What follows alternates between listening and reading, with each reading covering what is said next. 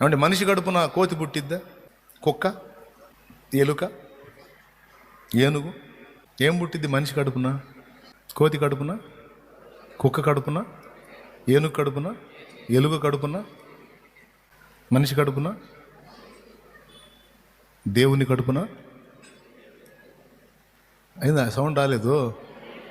దేవుని కడుపున దేవుడే కదా పుడతాడు. పాయింటే.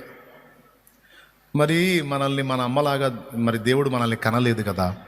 మన అమ్మ అంటే మనల్ని 9 నెలలు కడుపులో మోసి 10 నెలల్లో కాన్పు అయ్యి మనం పుట్టాము.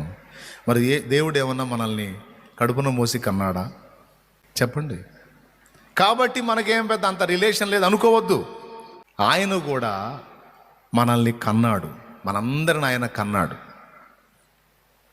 మనలో ఉంచబడిన జీవాత్మ ఆయన ఊదిన ఊపిరి.